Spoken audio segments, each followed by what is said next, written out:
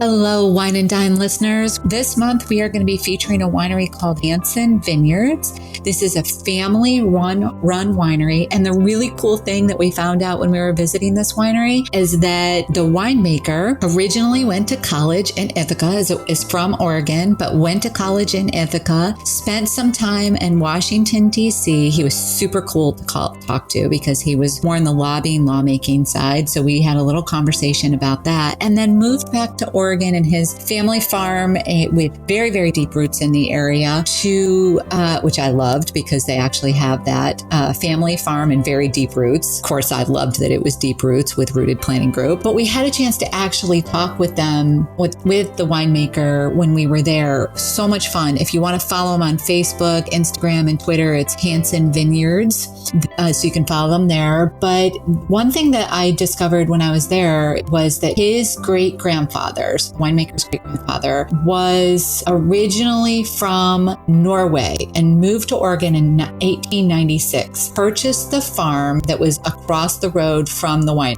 They then took the property into a winery in 1930. So that's when it says very deep roots. That's what they mean. Well, let me tell you, we love their wine. Of course, they had a good Pinot Noir. That's what Oregon is known for. But today, what I'm going to talk about is their Gamay. The Gamay Noir is one of the different grapes that exists, and we loved it. It was unique.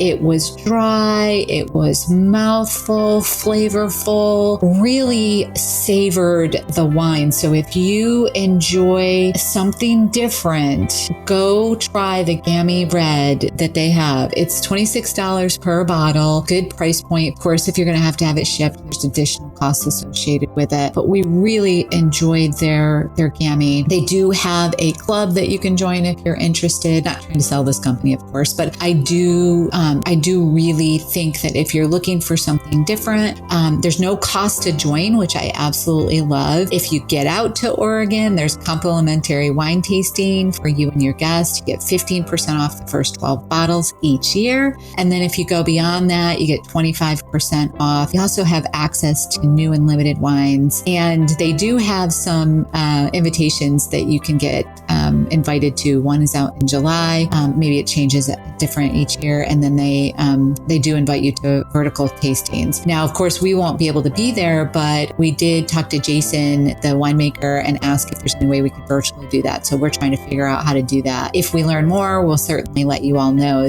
One thing that I loved that Jason said to us is whether you're a wine connoisseur or a novice, I should say, he's very open to questions. And he really, truly embodied that. So, he said no questions are a dumb question. And we can usually get pretty deep in the weeds if you want, which is what we loved about our conversation. So we'd love for you to hop out onto their website, explore them. We're going to post a link in the Facebook page. And if you do happen to buy anything from them and he wants to know how you found out about us, just drop our name, Amy and Brent Irvine, or Wine and Dime Podcast. Thanks, everyone. We hope you enjoy the rest of the show.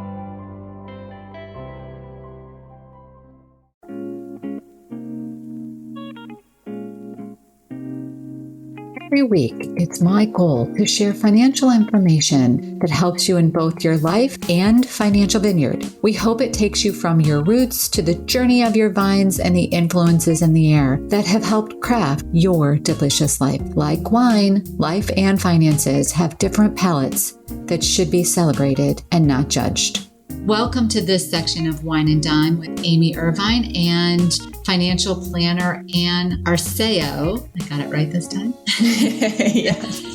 One of our financial planners at Rooted Planning Group. Ann and I are going to be talking about a whole slew of things. So stay tuned for tax credits, discussions around staying at home with the kids, discussions around staying at home with parents. It's going to be a fun, fact-filled show, I guess you want to say, with lots of discussion. We've recently had some questions come up from clients and prospects that we thought would be important topics for you all to hear about. So with that being said, let's dive right in. So, Ann, it's back to school time. In fact, we're recording this in August, and your kids just went back to school. The release is actually going to be in September, so they'll be they'll have been in school for about a month when this is actually released. But how did that all go?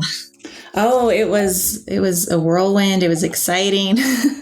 My 4-year-old is in pre-K 3 full days a week, so he's enjoying that. But yeah, it's also kind of strange that the house is so quiet.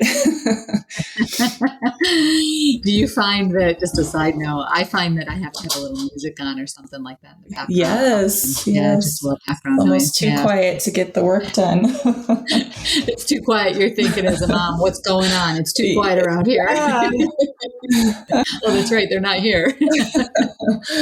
Well, I know, Anne, one of the things that we wanted to share with folks today on the tax side is having coming off the summer where a lot of parents may have had some elevated childcare expenses or daycare expenses that were related to education or could possibly be deductible. We wanted to talk a little bit about some of the tax credits that people would be eligible for based on that. And then we can dive into another topic that we've been hearing a lot of questions from clients.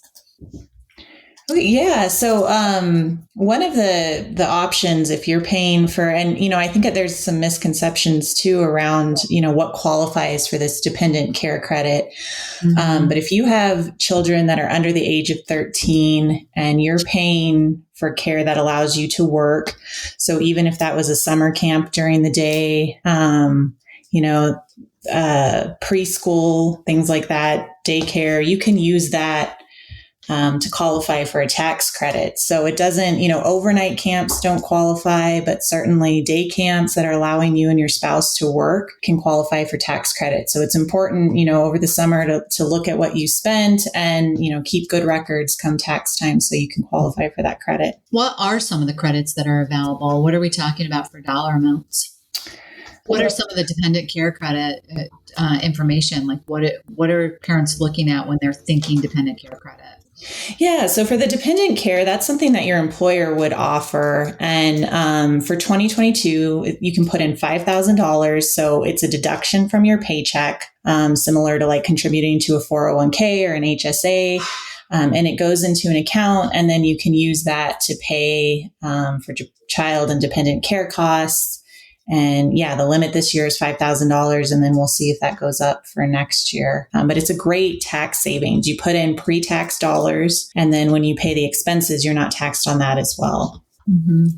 So if you have expenses, so let's say that you contribute to that dependent care FSA, that's separate, just to explain it to folks, that's separate than an FSA, like a regular medical FSA. You can do both.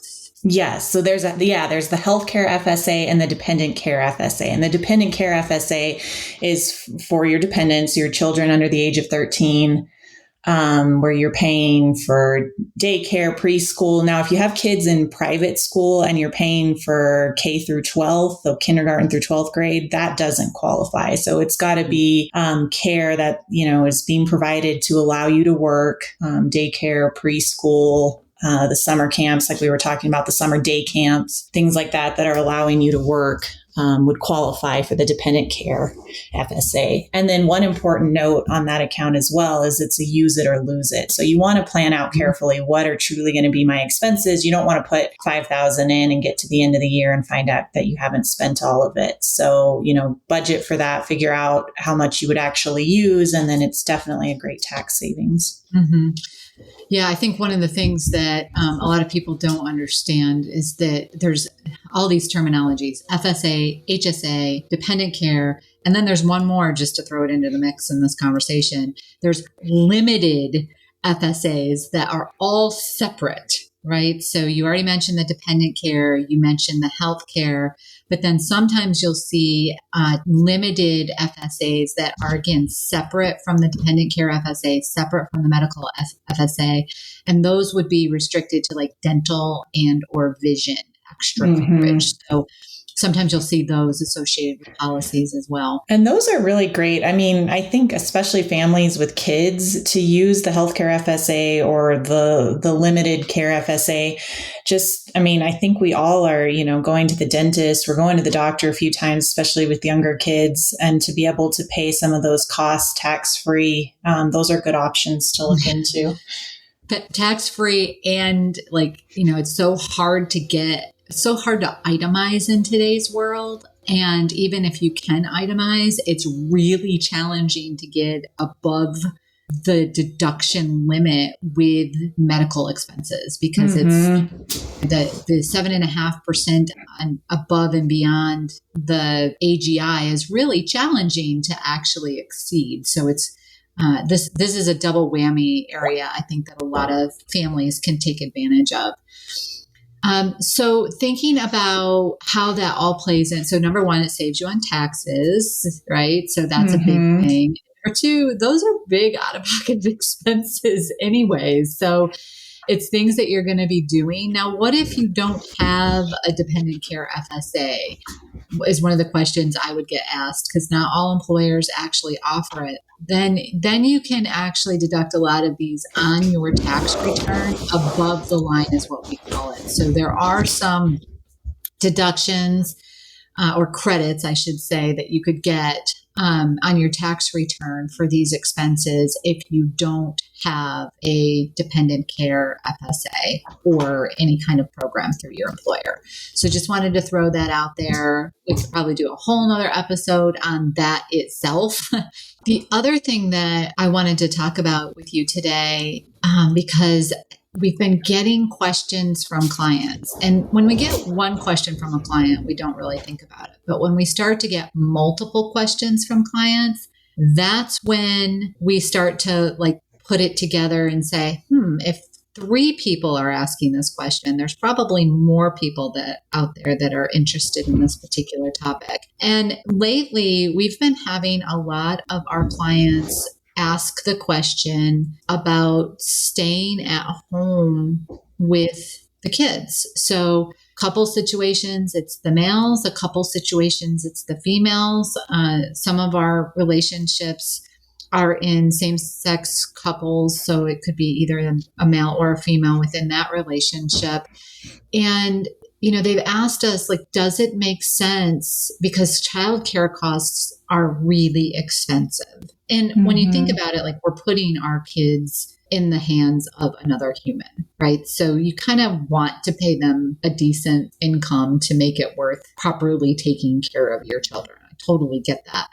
But in some cases, it's, a half to more of what your take-home pay is. So people have been asking, like, does it make sense for us to take a leave of absence or stay home with the kids?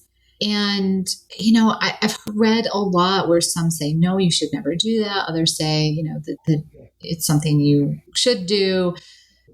I'm of the mindset that it's not just financial that we need to think about. It's also the other things within your household and family. It's such a unique and individual decision. So I hate to talk about it in general terms, but I would love to talk about it, because I think it's something that people are wondering, like, is this the right decision for us? And I guess I'd love to kind of put out there, like, things that you should be thinking about if this is something that's on your mind. And you have sort of quasi gone through that analysis a little bit. When you and your husband started a family, there was the thought of, how do we want this to look, right? I mean, it was a discussion that you had. And I think in today's world, if we sit down and start thinking about it from a standpoint of, yes, first question, is this the right answer for your family? And I think we have to look at all of the aspects of what other opportunities do you have, and how do you want the kids to engage outside the home? Like, there's just so much to it. So I thought it'd be great if we could spend just a few minutes sort of chatting through it and maybe coming up with some ideas to get the juices flowing if this is something that you're considering. Yeah. I was going to say, I certainly think that it's not a right or wrong decision. And we're certainly not trying to come from a place of judgment, because it is so, it's based on what your family, wants for their childcare and your goals for your career. And so I think it's not a right or wrong. It's really going into it, really having those discussions with your partner and making a decision that you're going to be happy with in the long term, and trying to picture down the road. I knew for myself that like it goes by so fast. And now that my son's in pre-K and going to school full time 3 days a week, like it's flown by. And knowing that I spent, a lot of the time with him and I was there during the day to, he was home on Tuesday and we had a picnic in the front yard for lunch. And, knowing that I had some of that time with him is just precious. So I just think, I thought about it, 10 years from now when they're older, what will I, glad that I did that and how is that going to look? And so I think it's just really thinking it through and trying, it's a stressful decision, but trying to just approach it from just thinking about all the different options that you have. Mm-hmm. Yeah, I think from a standpoint of, it could go both ways. We're talking about kids, staying at home and other things that come along with that is the ability to maybe work part-time. So when people start asking these questions to us, I will often ask the question about, well, what is your long-term plan to get back into the workforce once your child has reached a certain age? And if the answer to that question is yes, then what can we talk about that you might be able to explore working either from home or part-time when the other spouse is at home? Or, could daycare be only a few hours a week or, something like that? So I know, for example, if you don't mind me using this, I hope, when you first had Isabella, you were writing articles and getting paid for that. So you kept your skill set up during that period of time until other opportunities kind of came your way, right? Yeah, I was doing some freelance writing, just financial articles. So I'd already been in the industry for a while and just reached out to firms that I knew and was helping them with some of that. And I could do that. I didn't earn much, but I could do it, while she was napping. And it was good for my mental health, I think, to continue to work a little bit and to feel like I still had that. And it kept me connected to the industry enough that I could jump back into it as she grew and things shifted. And now that the kids are going to school more often, you're shifting again, right? That's not to use you as like the only example that's out there, but I guess just to say that any decision that you make isn't a permanent decision. Mm-hmm. Yeah, that's true. I think once the kids started, I always, was clear that I needed to be more on the back end and I needed, maybe I could work in the morning, before they wake up, or I could work during nap time. And I always needed to be on the back end. And then as they've grown and they're in school and busy with activities in the summer and things, I've been able to start taking on client meetings and, I've been able to grow and to take on more. So I think it feels very overwhelming when you start your family and it's hard to even imagine how your life is going to shift, but it doesn't have to be a forever decision or an all or nothing decision. I think the pandemic, one positive that came from that whole mess was just that there's more flexibility in the workforce than there's ever been. And, if you want to stay at least part-time, or you want to be in the workforce at least part-time, I think there's more opportunities than there's ever been to, work from home or work part-time. Yeah. So like I said, it's a family value. Like some of it is financial. And I think that you do need to do the math so that but you can know and say, yep, I know what we are giving up as a family, but I also know what we're getting as a result of that, right? I know that if I step away from my career full time right now, like that's going to be beneficial to my family, and that's not monetarily ever something that you can, come up with, but at least, like you're not saving in a retirement account, or you're not seeing the wage increases, or, how does that affect your family in the short term and in the long term? And again, neither of these are right or wrong, but knowing the math behind it sometimes, you can look back on it and never have regrets because you went into the situation saying, yeah, I know I'm going to give up 4 or 5 years worth of savings. I know I'm going to give up 4 or 5 years worth of raises. I know that that's going to mean that we're going to have to tighten the belt a little bit. but you know it, and you have a plan to transition into that role and transition out of that role. And I think that's the piece that we've been talking to those clients of ours that are asking us that question, is, well, you're talking about the short term doing this, and we totally understand why. What does that look like in the future? And what do we need to do to keep your skill set fresh if you plan to go back into the workforce afterwards? Any tips or thoughts on that? Obviously, there's some budgeting discussion, but any thoughts on that from a standpoint of, even if you wanted to use your experience of what you went through when you were trying to make that decision? Yeah, I think, I was mentioning before is kind of long-term thinking about, what is, going to 10 years from now, are you going to be grateful that you stayed home those years? Are you going to feel like your career suffered? Like trying to think about it long-term and not just rush into a short-term decision, because it feels like it's, it is very difficult to find childcare, but, take a minute to think through different options. I know my parents, when I was young, like my dad worked in construction and he would go to work very early. When he got off work, my mom was home and then she would go to work in the afternoons. And so I was always with one of them. So I think there's a lot of different options out there, and especially right now. And I think it's just thinking through, what makes the most sense for you, and what, long term, what do you want? And just mapping it out a little bit, right? Yeah. Yeah. I think it's mapping it. It's taking that time to map it out a little bit. Look, if you have somebody who's making 150 and somebody who's making 50, and the person making 50 decides that they're going to stay at home so that they don't have childcare expenses, and because they want to be with their children, instead of going to daycare, then yes, it will affect the household expenses, but it may not, if you're able to kind of keep your fingers in the loop, it may not affect it as negatively as you think. So I think it's that exploration side of things.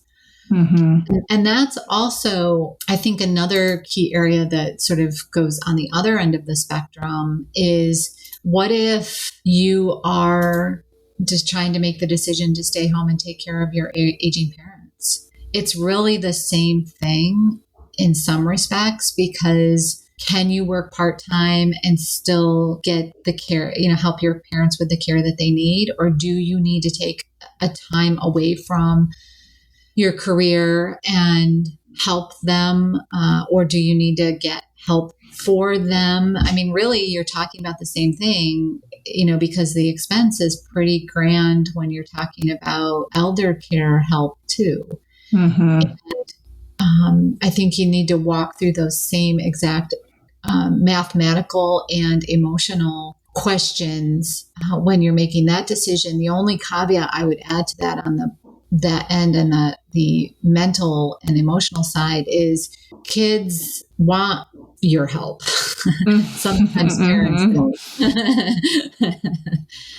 Sometimes parents don't realize that they need your help, or they think they don't need your help. They may fight you on it or have their own ideas of how it should be done. Getting the right resources and support involved sometimes, and you might see it before they necessarily see it. So, and I know that we've thrown out I'm sorry, go ahead, Ann. Oh, I was just going to say, and I think financial planning, and for your parents also, like being able to understand what resources they have, and and if you stop work later on in your career to take care of them, what's that going to look like for your retirement and your long-term care? Definitely, good financial planning really comes into play with that. Yeah. Yeah, I think you're absolutely right. It's also looking at their own financial plan to see, can they, quote unquote, pay you during this period of time, to provide that care that they would pay for others. Does that allow you to save, during those years, or continue to save for your own retirement? Is it something that you can work part-time, and, does their plan support for somebody coming in and just providing relief?